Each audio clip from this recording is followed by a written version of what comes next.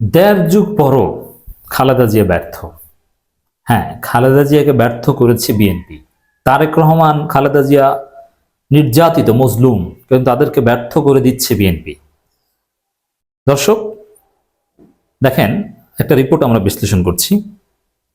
যদিও হিসাবটা অর্ধযুগের করেছে, অর্ধযুগ পর খালেদা জিয়ার প্রকাশ্য উপস্থিতি যে বার্তা দিচ্ছে।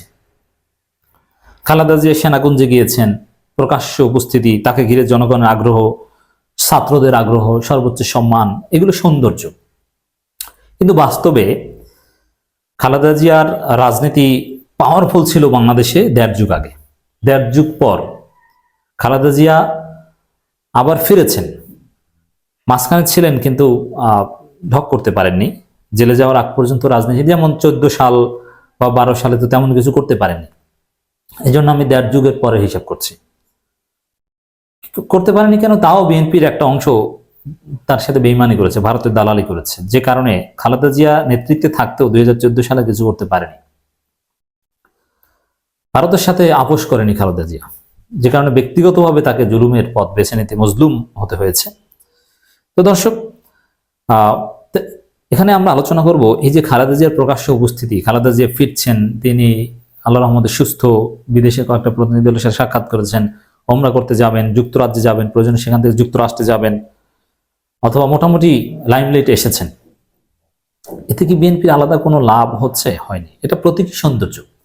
খালেদা জিয়ার প্রতি আমাদের শ্রদ্ধা, ভালোবাসা, আবেগ, শিক্ষার্থীরা আবেগ দেখিয়েছে, কিন্তু বিএনপি আলাদাভাবে এর কোনো অ্যাডভান্টেজ পাচ্ছে না। যে খালেদা জিয়াকে ঘিরে বিএনপি এরকম হাইপ তৈরি হয়নি। খালেদা জিয়ার প্রতি জনগণের আকর্ষণ, এটা ঠিক, কিন্তু এই অর্থে এই নয় যে বিএনপিকে অন্ধভাবে সমর্থন করবে। কারণ জনগণ বুঝে গেছে যে খালেদা জিয়া জাস্ট সুস্থ, জাস্ট লাইমলাইটে এসেছেন, কিন্তু তিনি নীতি নির্ধারক নন।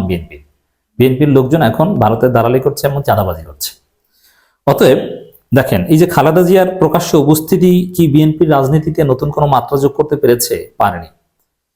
জাস্ট প্রতীকী সৌন্দর্য, কিন্তু রাজনীতিতে নতুন কোনো মাত্রা যোগ করতে পারেনি। এটা দ্বারা বোঝা যায় যে খালেদা জিয়ার মাধ্যমে বিএনপি আর সামনে আসতে পারছে না।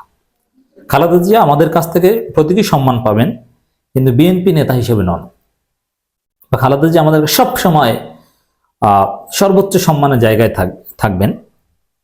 এই জন্য খালেদা জিয়ার প্রকাশ্যে আসা পেতে বিএনপির তেমন কিছু হয়নি। বিএনপির মধ্যে গতিশীলতা আসেনি। বিএনপি সে স্থবির অবস্থায় আগের মতোই আছে। এমনকি তারেক রহমান এতটা মজলুম, সেই তারেক রহমানকেও কিন্তু কাজে লাগাতে পারছে না। তারেক রহমানের চিন্তা, দর্শন, এগুলো উল্টো কাজ করছে। তারেক রহমান বলছেন যে আগাম নির্বাচন কঠিন হবে, আমরা নির্বাচন নাও জিততে পারি, আমরা জানি না ক্ষমতা আসবে কিনা। আর বিএনপির লোকজন ধরে নিয়েছে তারা ক্ষমতা এসে গিয়েছে, অতএব চাঁদাবাজি করো।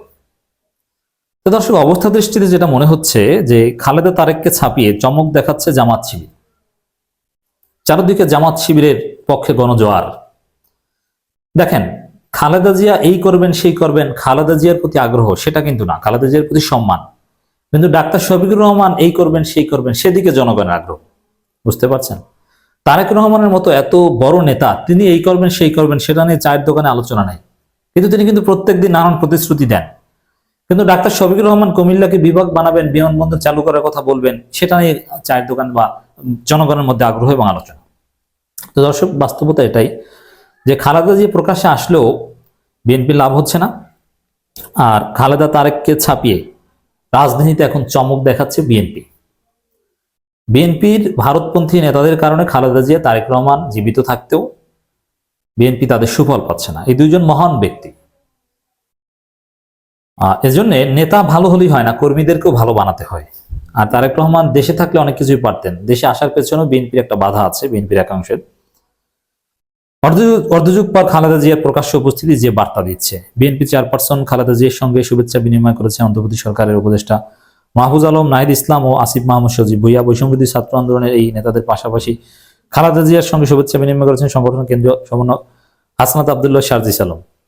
এর মানে খালেদা জিয়াকে শিক্ষার্থীরা সর্বোচ্চ সম্মান দেখিয়েছে। এর অর্থ কি এই যে শিক্ষার্থীরা বিএনপিকে এখন সম্মান করছে বা বিএনপির প্রতি দুর্বল? মোটেই না। এর মানে খালেদা জিয়ার সম্মান এবং বিএনপির সম্মান এক নয়। সম্প্রতি সামাজিক যোগাযোগ মাধ্যমে আলোচিত হয় 90-এর গণঅভ্যুত্থানে আপসহীন নেত্রীর সঙ্গে 24-এর গণঅভ্যুত্থানের নেতাদের হাস্যোজ্জ্বল দুটি ছবি। জেনারেশন জেড বা জেন জির সঙ্গে যে খালেদা জিয়ার এই মেলবন্ধন আলোচনা ডালপালা ছড়িয়েছে। বিএনপি নেতাগণ বলছেন এমন অভিভাবকই তো চেয়েছিল বৈষম্যবিরোধী ছাত্ররা। না, এই জায়গাটাই আমাদের বিশ্লেষণ। এই যে খালেদা জিয়ার প্রতি আবেগ, মেলবন্ধন ছবি, এটা প্রতীকী।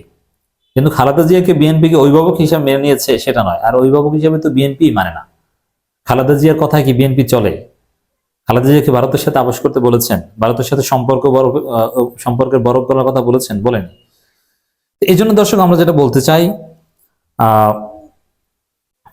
খালেদা জিয়াকে সম্মানের জায়গা থেকে সর্বোচ্চ সম্মান দিয়েছে, কিন্তু অভিভাবক হিসেবে মেনে নিয়ে বিএনপি নেতৃত্বে শিক্ষার্থী জনতা চলবে সামনে, বিষয়টা মোটেও এরকম নয়। এই দিক থেকে খালেদা জিয়া ব্যর্থ ডেফিনেটলি। বরং শিক্ষার্থী জনতার সাথে জোট বা আন্ডারস্ট্যান্ডিং হতে পারে জামাত ইসলামের। আর শিবির তো বৈষম্যবিরোধী ছাত্রদের নাগরিক কমিটি, এদের সাথে চমৎকার সম্পর্ক রেখে চলছে। 6 বছর পর গত 21 নভেম্বর প্রকাশ্যে কোনো অনুষ্ঠান দেখা গেছে বিএনপি চেয়ারপারসন খালেদা জিয়াকে ঢাকা ক্যান্টনমেন্টের সেনাকুঞ্জে প্রধান উপদেষ্টা ডক্টর মোহাম্মদ ইউনূসের পাশের আসনে বসে তিনি উপভোগ করেন সশস্ত্র বাহিনী দিবসের সম্বোধন অনুষ্ঠান। আরো নানান আলোচনা, তিনি কারাগারে কিভাবে গিয়েছেন, এরপরে মার্কিন ভিসা প্রসেসিং এর জন্য দূতাবাসে গিয়ে ফিঙ্গারপ্রিন্ট দেন। এছাড়া আরো বেশ কিছু প্রতিনিধি দলের সাথে সাক্ষাৎ করেছেন, কথা বলতে দেখা গেছে, তিনি শ্বাস প্রশ্বাস নিতে পারছেন। তো দর্শক, একজন বিশ্লেষকের একটা মন্তব্য আপনাদেরকে শোনাতে চাই। জাতির অভিভাবক হিসেবে সশস্ত্র বাহিনীর হাত ধরে জনসম্মুখে এসেছেন খালেদা জিয়া। তিনি সেনাবাহিনীর আমন্ত্রণের প্রতি ভালোবাসার পরিপ্রকাশ দেখিয়েছেন। খালেদা জিয়া সেনা পরিবারের একজন সদস্য, দীর্ঘদিন ওনাকে দূরে রেখেছে, কিন্তু সেনাবাহিনী যখনই ওনাকে আমন্ত্রণ জানিয়েছে উনি কিন্তু সব অসুস্থতা সত্ত্বেও সেনাবাহিনীর ডাকে সাড়া দিয়েছেন। সেনাবাহিনী যথাযথ সম্মান দেখিয়ে ওনার বসা থেকে যেভাবে গার্ড দিয়ে নিয়ে এসেছে, জাতির অভিভাবক হিসেবে পুরো জাতি ওনাকে সম্মান দেখিয়েছে। আমার মনে হয় সেনাকুঞ্জ অনুষ্ঠানের মধ্য দিয়ে তিনি যে বাংলাদেশের রাজনৈতিক আইকন সেটা প্রতিষ্ঠিত হয়েছে। না, এর সাথে আমি একমত নই। তিনি সম্মান পেয়েছেন, পাবেন, কিন্তু এক্সিকিউটিভ কোনো রোলে কেউ তাকে বসায়নি এবং বসাবে না। এটা হচ্ছে বাস্তবতা।